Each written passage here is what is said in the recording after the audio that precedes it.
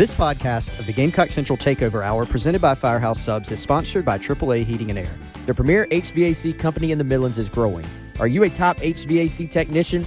AAA Heating and Air is looking for dedicated applicants to fill their fast-growing service department with top-notch HVAC technicians. If you're the best, then they want you. If you're ready to stop working and start a career, you can earn up to $100,000 plus a year at AAA Heating and Air. Quality candidates will have at least 2 years experience and a good driving record. Benefits include top industry salaries, commission on service and unit sales, set call limits, company-provided take-home vehicle and gas card, company-provided cell phone and tablet, health, dental, and vision benefits, 401k retirement plan with company match, and scaled PTO based on length of service. Contact Roy and Dana Finley at 803-677-1500 or check out their job postings on Facebook or ZipRecruiter. AAA Air when you need us. AAA Heating and Air. It's the Gamecock Central Takeover Hour, presented by Firehouse Subs, founded by firemen, with Chris Clark. The 2007 South Carolina class was, at that time, 6th in the country and 4th in the SEC, which is amazing. Wes Mitchell. You know, I think if you're South Carolina, you're aiming to at least be at 50%. Then in theory, you're adding talent, you're getting better, you're putting yourself in a position to compete. And Tyler Head. It's been a great week for South Carolina. On the recruiting front, still certainly plenty to talk about. On the home of the Gamecocks, 107.5 The Game. Yeah! And welcome into the Gamecock Central Takeover Hour, presented by Firehouse Subs. Tyler Head, Wes Mitchell, along with you today. Chris Clark has the day off, getting in a little bit of last-minute family time with the kids before school starts back. You know, I brought this up with Colin the other day. Now that I'm out of school completely, I have no concept of what school calendars are anymore. I saw a bunch of people the other day, you know, back home posting the pictures of their kids, like on the first day of school with their backpacks and the school bus and stuff. I'm like, oh yeah, I guess it is time for school to start back. School is back. I got lots of friends who are teachers. They all start back at different times, it seems like. The trend is they start back earlier and earlier, it seems like, as well. But that was always a sign. If you were a dedicated hardcore football fan, definitely, you're like, hey, football is here. And you always, so Columbia, you can tell if you go in, let's say, Target, you can tell students are back. And Columbia just feels different when those, 30,000 students, I think, are back in town. So you can tell you got that. You always start school, then you got about 2 or 3 weeks, and the season is here. So that's always one of those signs that football season is upon us. Absolutely. I'm very excited for that, obviously, as camp continues to roll on. Now, was today the off day, or was that yesterday? Today's the off day. Today's the off day. Okay, so pads start tomorrow then. Yeah, that's you always have, I believe, an NCAA mandated off day in there. You can only do so much. Preston was not pleased to hear that they got an off day within the first week of camp. He said they did not get those back in the day. Yeah, I'm the more I hear about back in the day, it seems like it was quite different than it is these days. But yeah, so off day today, back at it tomorrow, and then scrimmage number 1, that's when separation really starts. That's when you got to avoid injuries as well. That sort of the process starts of, well, hey, this guy got banged up, and fans across the country saying, well, why do our guys always get injured? Well, it's because it's a physical sport. Yep. And we'll really, I think we've started to get a feel for what some of the developments are and what they could be, but I think we'll really start to get a feel after this weekend. Shane Beamer also will speak to the media on Saturday after the scrimmage. Speaking to the media, we had a couple of players from the offense that did get to speak yesterday. Trey Knox, Vershon Lee, and Carry-On Joyner. Got a lot of sound from those guys, and we'll go ahead and jump into that with Trey Knox and what he had to say about his relationship with Loggins and what he's seen from him so far here in their time at Carolina. I think it's very different. So where we came from, he didn't really have much say-so. Really just, coached our room and made sure that we played well every week. But now, he's over the whole offense, so it's on him to make sure everybody plays well every week. So he definitely talks a lot more. more vocal at practice than what I've seen in the past, and I love it. He brings this certain kind of fire and this juice to our side of the ball that just gets everybody going. And clearly there's going to be nobody on this roster that knows Dal Loggins better coming into the season than Trey Knox, given their relationship both coming over from Arkansas. Yeah, and I think we've talked about this tight end room, man, quite a bit, and at least on paper and what we were hearing, how this group could be as good or better even than last year's group, even with all the sort of turnover in this position. And I think that's one thing for that to sort of be the case on paper and, hey, this group could be better versus them actually going out and doing it first in spring practice, then throughout the summer, then fall practice, then, of course, games. We obviously don't have the games piece of this yet. That's yet to be determined. But I think all signs point to, obviously, Trey Knox and Josh Simon, who we've consistently heard this name pop up as far as being a guy that's made plays in practice. There's that video floating around of him going up and making that one-on-one grab in the end zone. That's really been, I think the norm for these guys. And you hear Trey Knox talk, and I know we've got some more clips from him as well, but this is a guy, I think, if he wasn't a transfer, like if he had been here for a number of years, he was at Arkansas for 4 years, probably, he still has a chance to be, but I think definitely would have been a fan favorite type that people would have wanted to get to know, a little bit better because I remember even thinking back to his interview with Chris, one-on-one Garnet Trust interview. He's just appears to be a fantastic dude, has some like deeper thoughts on things, just a very, very impressive guy. Both from a physical standpoint, like looks the way you want an SEC tight end to look, and just the way he carries himself is so impressive. So I think it sets up really well for both these tight ends to have big seasons. And, that's one thing Josh Simon was telling us. Those two guys have helped each other out a lot. This wasn't a case of, hey, we're both transfers, we're both fighting for snaps. I think it's quickly adjusted to where they've looked out for each other. And, I think we're going to see actually quite a bit of two tight end sets this year that gets both those guys on the field. And, Shane Beamer's talked so much about how many freshmen are going to have to play throughout this entire team this season. But the one tight end position, when you're talking about Trey Knox and Josh Simon, these are both two guys going in their 5th year of college football. So much experience. Obviously, it's in other places between Arkansas and Western Kentucky with those two guys, but experience is experience, and those two guys bring a lot to that tight end position and the tight end room as a whole.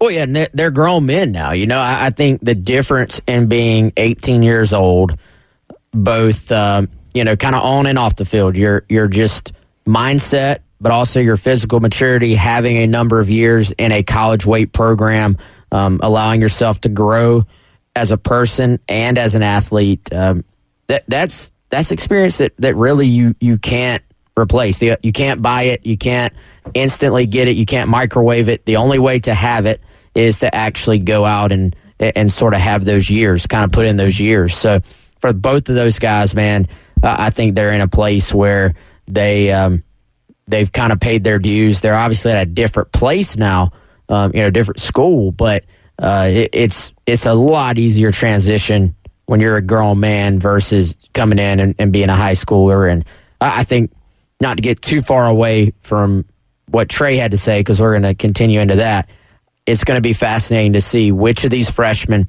I think we have an idea of which of these freshmen have upside and which of these freshmen probably project to help this team sooner rather than later, but it's going to be fascinating to see who can make that leap the quickest versus who's the guy that the fans are saying, hey, where is this guy? Why isn't this guy playing? But it ends up being because they're just not quite ready yet. Definitely. And a little bit more from Trey Knox. We're talking about Arkansas. Was asked the question if there's any carryover from what Arkansas did offensively and anything that Dal Loggins might have brought with him. Really, everything's different. I had to learn along with all the guys that are here about what Coach Loggins' offense looks like. So we're still learning every day, and I don't think anything's set in stone yet. And I think we're putting stuff in every single day just to make this team better. And when you think about the offense that he would have played in at Arkansas under Kendall Briles these past couple seasons, was Kendall Briles in his own right is a very good offensive mind, took the TCU job, this past offseason going out there to the Big 12. But you think about it, that's probably maybe in ways similar to what Dow Loggins wants to do. But again, that was not necessarily an offense that Dow Loggins was the one putting his fingerprints on, because Kendall Briles was the one calling the plays. This is the opportunity for Dow Loggins to do whatever he wants to do concept-wise, because for the first time, at least in college, that is, he is the one calling the plays. Yeah, and I think you look at what Briles has traditionally done, and this is a pure college, spread it out. You go back to, the Baylor days with his dad, and it's kind of like what Tennessee does offensively is kind of the closest thing I think you would maybe compare it to in the SEC. Whereas, will there be some concepts they maybe borrow from that? I would say probably so. Mm-hmm. I think at the end of the day, most of his offense is probably going to be based on a lot of what we saw late last year, and an NFL mindset, but also I would still think a heavy Oklahoma, Lincoln Riley influence, a heavy influence from what Spencer Rattler is super comfortable doing. And, much like we talked about the last 2 years with Satterfield, the key is going to be to sort of whittle that thing down enough to where you kind of feel good about being able to complement, this play complements this play. You have answers for everything while also not making it, too overly complicated. I think from what we've heard, Tyler, this idea of, they're gonna simplify it. Don't get that twisted. This is not some just high school offense by any means. There are still heavy NFL concepts. It is not a super simple offense by any means. There's going to be a process here. There has been a process here. And I think how quickly everybody can kind of gel together and get comfortable doing what they're doing is going to be a key to these first few games. I mean, look at the first 4 games on the schedule. You go to Charlotte, you're playing North Carolina. Obviously, you got Furman in there, but you got Georgia and then Mississippi State. That's 3 tough games, out of your first 4. So it's going to be key for everybody to get on the same page with this offense early on. One more cut here from Trey Knox talking about the relationship that he's been able to form with Spencer Rattler so far. Just very, very confident, man. I think he's, filling the shoes and running the show a lot better this camp, having really, really good practices. And I think that just credit to Coach Loggins, coaching him up and letting him feel confident, feel like he can just, do whatever he wants to, man, as long as it's the right decision. And he's been protecting the ball a lot better. And I think that was like his number one emphasis, was to value the ball highly. And he's doing a great job at that. So, I mean, he's having a great camp so far, and I'm just lucky I get to play with a quarterback talent. We obviously know that Loggins is building this offense around what Spencer Rattler is able to do. You mentioned keeping some of those Oklahoma concepts that he had when he was under Lincoln Riley, having success early on in his career there at Oklahoma. And the fact that he's already been around for an entire year, he's ingrained within the South Carolina program. A year ago, he was a new transfer coming in. There still was a learning process. Just that comfortability that Spencer Rattler has goes a long way with all this. Yeah, I think you can even feel it just being out there for the little bit of time we're out there. You can feel it, I've had a chance to interact with Spencer in various events, and there's definitely a comfort level that he's always had confidence. Like, he's one of those just innately confident guys. Like, that's just kind of who he is. But I do think the comfort level and the, now he is Spencer Rattler, South Carolina quarterback, as opposed to, here's Spencer Rattler, he's coming to play for South Carolina for a year. Like he's kind of ingrained into the USC community a little bit more. People have gotten a feel for who he is. He's carried himself extremely well. All of his teammates, obviously, they talk extremely highly of Spencer. And I think to add in something else that was said recently, Shane Beamer got a great question earlier this week, and I thought gave a great answer that applies to this. Trey was talking about Spencer and trying to value and protect the football. And it's a comment I've made before on air that I think is important. You got to be able to value the football, but you have to be able to go play too. And the second you start to kind of second guess and drop the ball off, take the underneath throw, the second you start not being who you are at quarterback and playing to not make mistakes, that to me is when you get a completely other set of issues on offense. Maybe you're not turning the ball over, but you're not moving the ball down the field either. So every quarterback has to find their version of walking that line. And I really liked Beamer's answer where it was, look, hey, if you throw a pick, you're not getting benched. Go play your game. Obviously, we as a whole, as an offense, have to protect the football better. Yes. But they fumbled the ball a ton last year too. 13 fumbles, I believe, to 14 interceptions. If I have that right. It was a ton. Yeah. And to give context, like that's a lot compared to the rest of the league too. Right. So, man, I think that there's a lot that goes into protecting the football. Are there some throws? He had one pick last year where it was later in the game. Carolina had a lead. I distinctly remember him rolling out, having an easy throw for like 6, 7, 8 yards underneath. He throws the ball downfield. It gets picked off. You want to eliminate those, but you don't want to eliminate I have the look I want. I have a chance to make a throw here.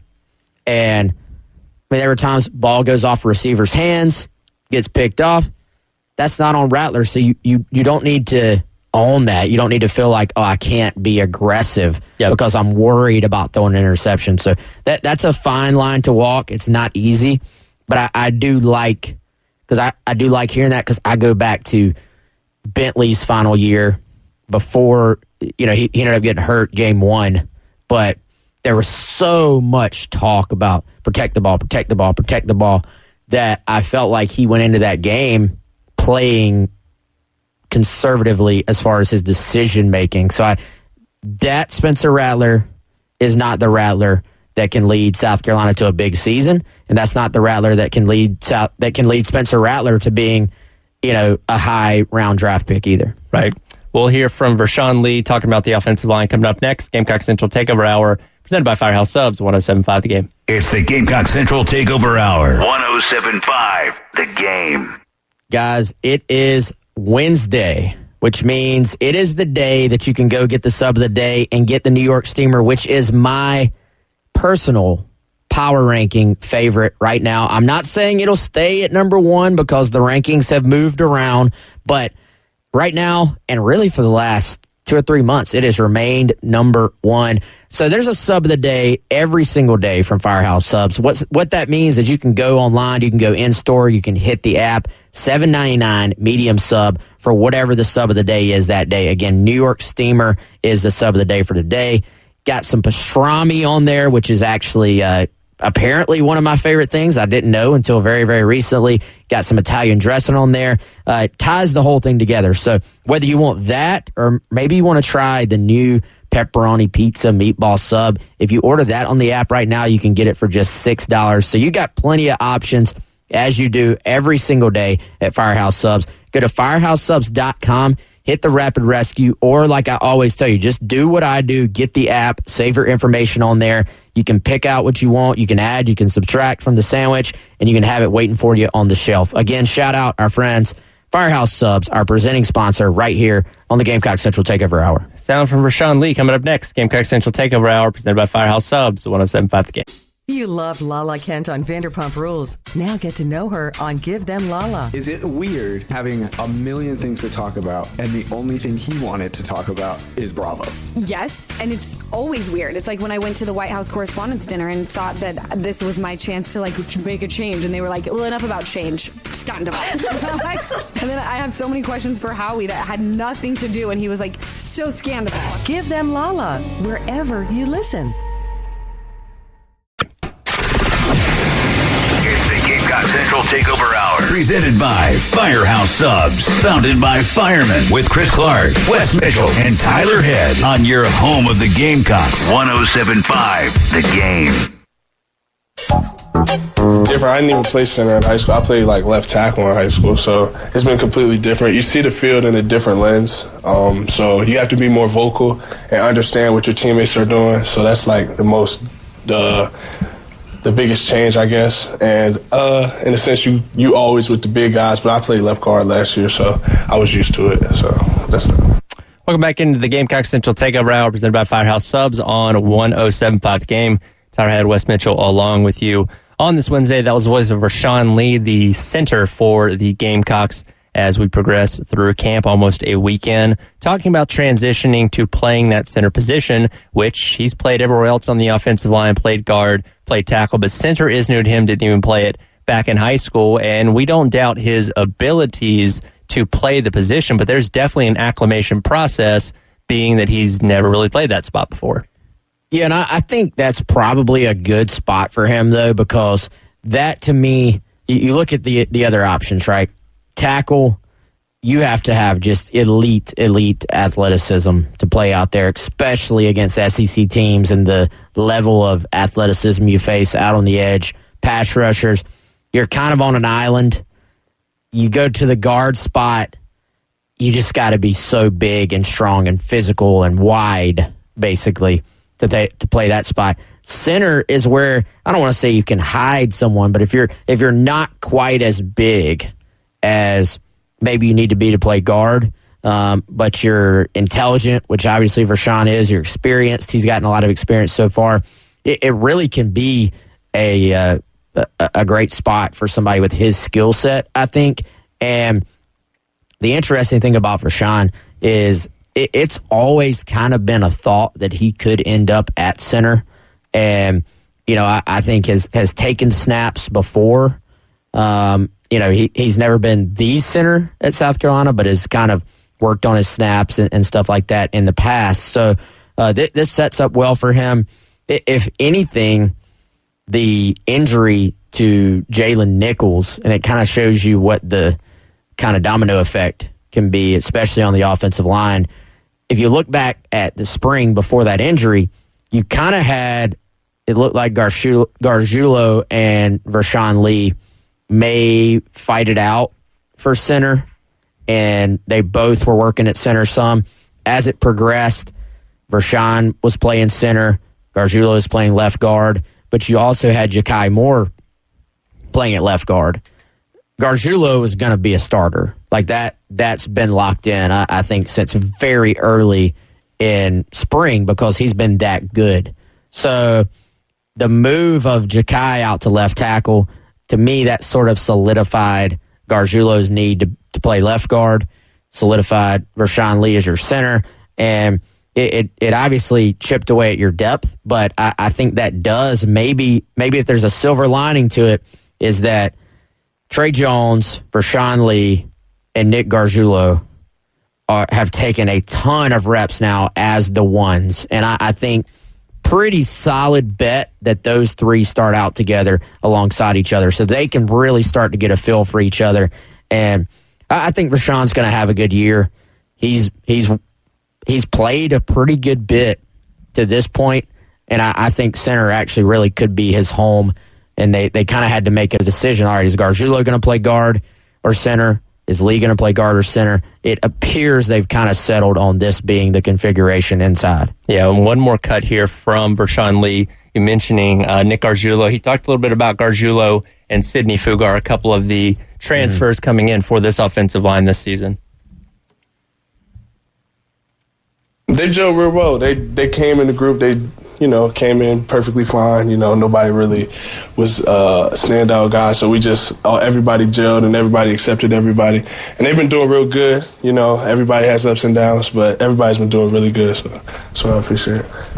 And again, it seems like Nick Gargiulo is going to be that left tackle. Sidney Fugar in the running for the right tackle position. He was out there on Friday with the ones. Tyshawn Wanamaker was out there on Monday when you guys were viewing with the ones. But that's kind of with the one position on the offensive line they're still trying to nail down specifically.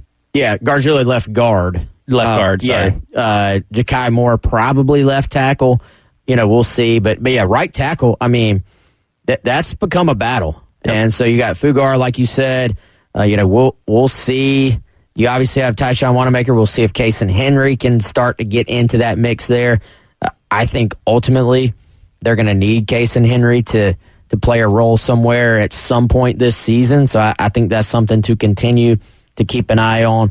But did you catch Beamer on, I guess that was Thursday, when he said Gargiulo is a dude? Yeah.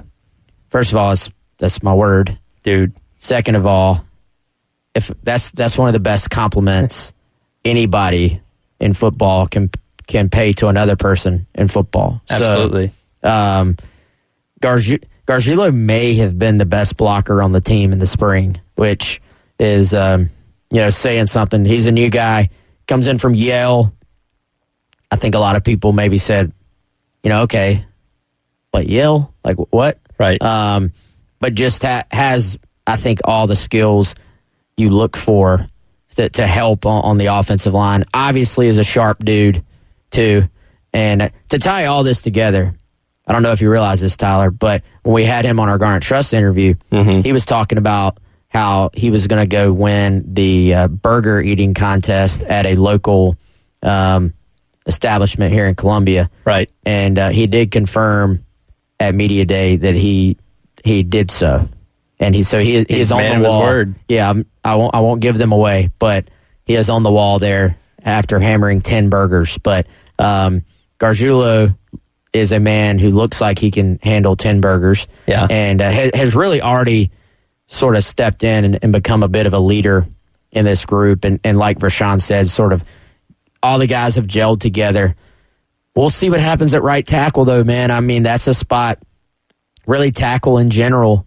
From what I was told, whoever the two best guys are, right, they'll be the starters. So it's not going to be, hey, these two are right tackles. These two are left tackles. If you're a right tackle and you're the two best, one of you's going over to left tackle. Right. So they've got a little bit of position versatility there, but you want to answer these questions. I mean, it's August 9th right now. Yep. You have time, but you don't have that much time. You want to answer these questions going into that second scrimmage. I feel like when you do film review from that one, you really want to be like, man, we've started to have a pretty good idea of what this is going to look like, at least game one, and then moving forward, you obviously adjust from there. Right, and that scrimmage is coming up on Saturday. We'll get a chance to hear from some of the defensive players coming up tomorrow morning. More of the Gamecock Central Takeover Hour coming up next. Dive a little bit into realignment talk and a couple of question marks from the ACC and where they might end up. That's coming up next here on 107.5 The Game. It's the Gamecock Central Takeover Hour. 107.5 The Game. Guys, yesterday I made the call. You can make the call as well to Integrated Media, 803-948-8327. Talked to David on the phone. He walked me through some options. I'm on their schedule now.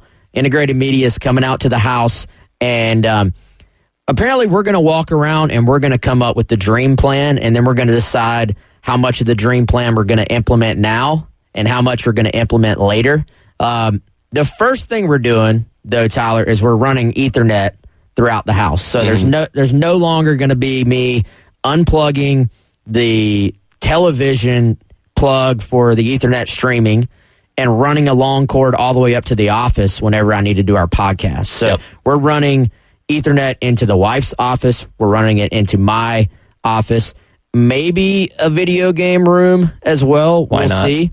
But we're also looking at maybe some surround sound, maybe a full-on media room, maybe a speaker outside. I don't know. I'm going to have to get permission, of course, on some of this. But at the very least, we are getting my entire home set up to where there's no buffering in the bedroom TV. There's no buffering in my office. And our friends at Integrated Media, whatever your dream plan is, they can handle that for you as well. 803-948-8327. You can go to integratedmediainc.com as well. And again, they're coming to my house on Monday, so I'm going to report back about the experience. We're going to walk around. We're going to talk through it. We're going to figure out what my options are, and then they're going to handle it for me. So be on the lookout. Be ready. Next week, I'll tell y'all the next step in my integrated media experience. Take a look at some questions regarding realignment going forward. That's coming up next. Gamecock Central Takeover Hour, presented by Firehouse Subs, 107.5 The Game.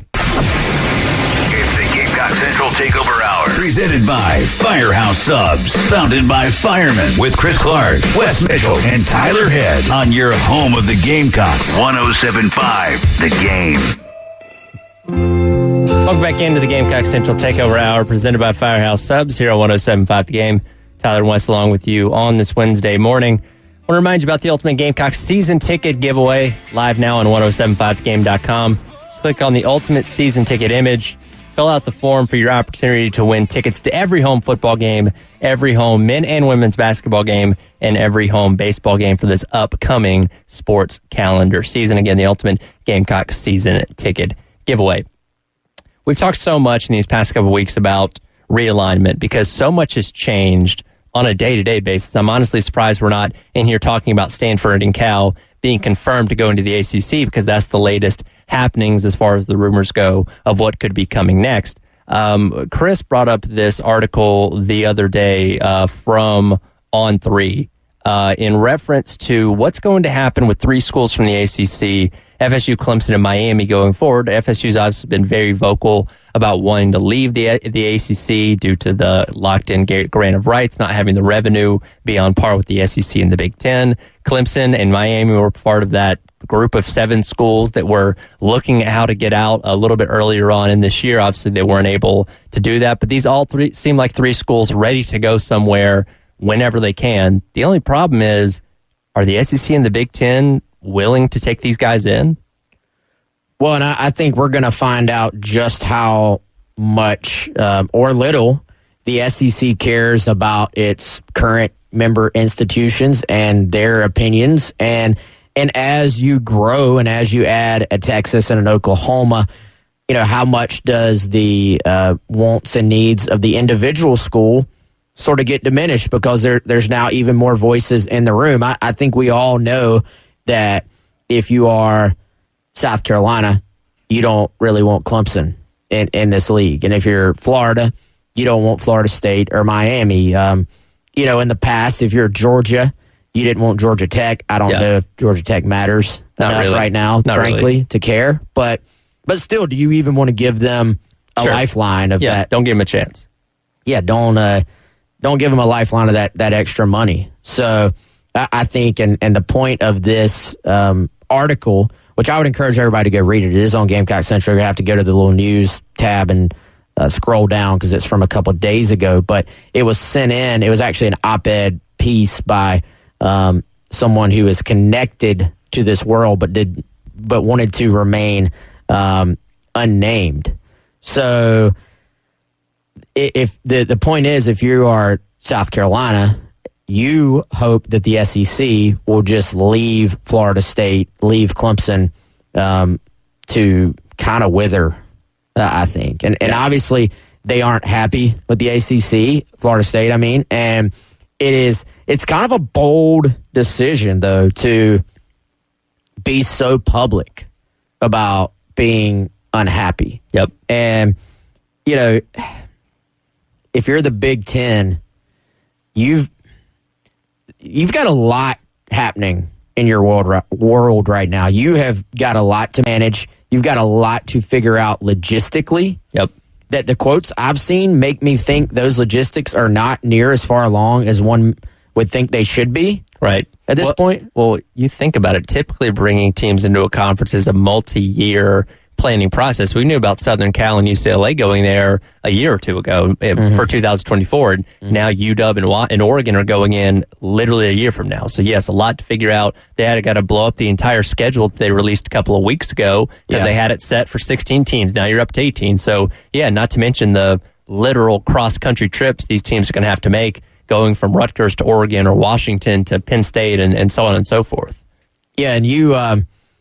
on the FSU standpoint, you've got, again, it's in this article, you've got a trustee for Florida State literally talking about their own conference, saying that, the ACC, quote, will be a third-rate conference, which may even be generous at this point. So this whole situation is kind of, somebody I saw on Twitter compared it to like if you're going to enter the transfer portal, you better have some idea that you know somebody wants you. Definitely. Out there. So bold move by FSU. We'll see where all this goes. I tend to think ultimately the FSU brand, the Clemson brand, are too strong for them to just kind of be left hanging. Sure. But this is, it's going to be fascinating, man, to see where all this goes. And I think you have a lot of things going on in the college football world right now that are not directly related, but are all sort of intermingled together. Right.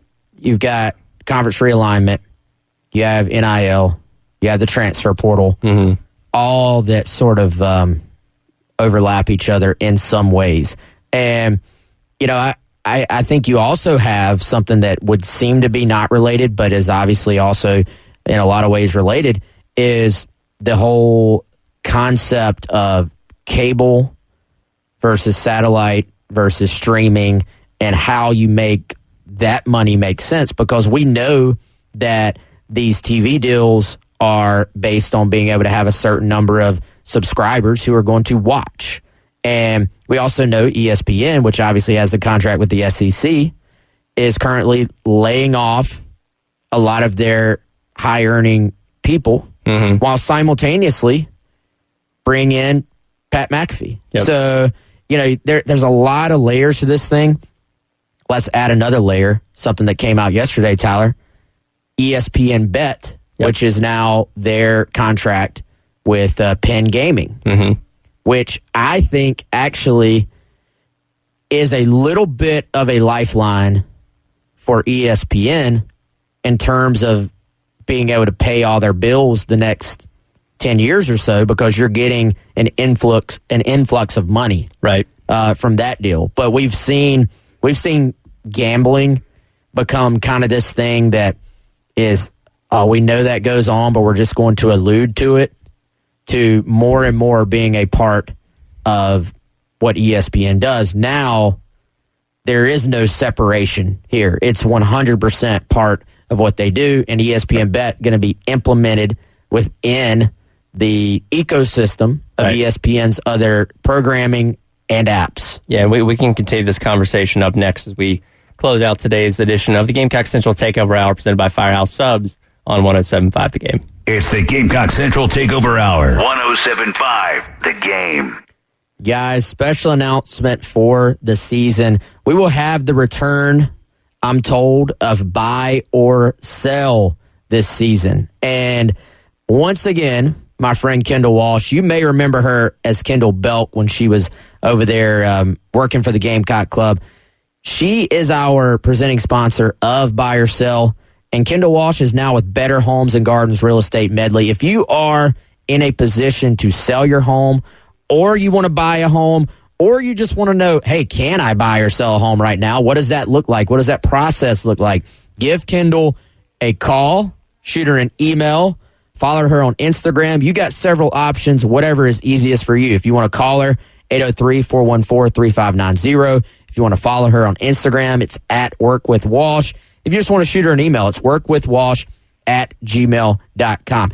Kendall helped me buy a house. She helped me and my wife through the entire process. She may soon be helping me sell a house as well. So I've been there as she stood beside us and helped us through the entire process, made it super simple, super smooth, super easy.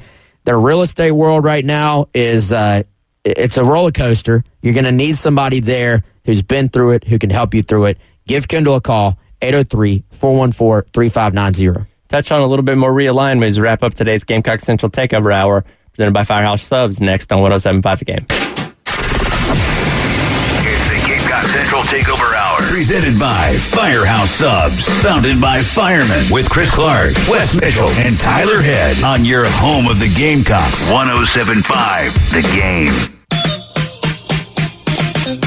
And welcome back into the Gamecock Central Takeover Hour, presented by Firehouse Subs. Here on 107.5 The Game, Tyler and Wes along with you for a few more minutes for the halftime show with Jay and Terry here on 107.5 The Game.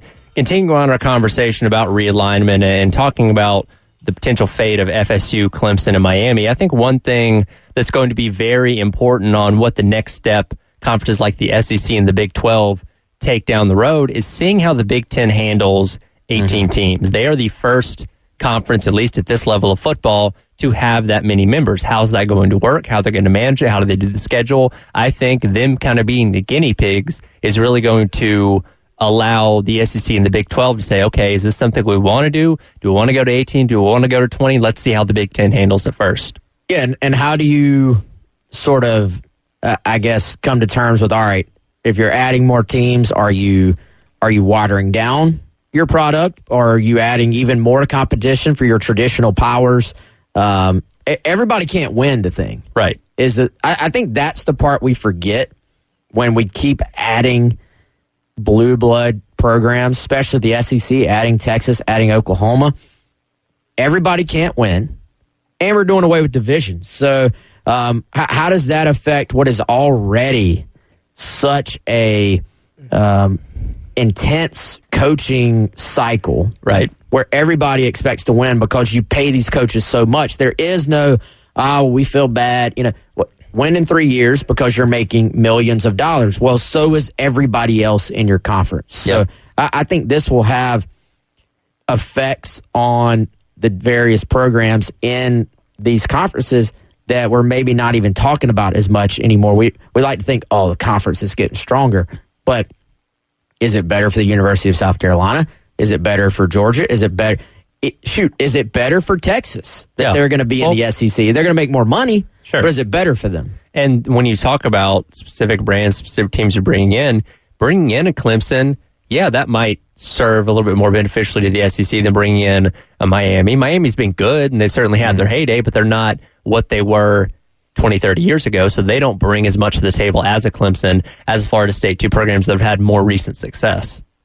Yeah, and where does North Carolina, Virginia Tech, where do they fall in the mix of all this? Because I think when all this first started, the rumors you heard about the SEC were that they would potentially expand into those states because they want to add a different TV market. Now, I don't know if that's still the case, but if you go back to when all this started, the thought was not that they'll add Florida State, not that they'll add Clemson. Now, at the time, I don't remember Texas or Oklahoma even being a wildest dream. Sure. I think that's something that maybe just popped up along the way, and you said, well, this is Texas and Oklahoma.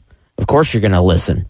But originally it was, do they add UNC, NC State, Virginia Tech? Those were the schools that people talked about. So we'll see where it goes, man. But this is just the beginning, I think. And you're right, though. It's going to be very interesting to see how it plays out with an 18-team conference. The SEC, you're at a point of strength right now. You don't really have to put yourself out there. You can wait and see. You can concern yourself with your own new programs, your own new teams in your league, and sort of go from there. Absolutely. And we'll certainly keep an eye on everything happening with realignment because it's certainly not done for this cycle. That'll do it for today's edition of the Gamecock Central Takeover Hour, presented by Firehouse Subs. Halftime show with Jay and Terry up next on 107.5 The Game.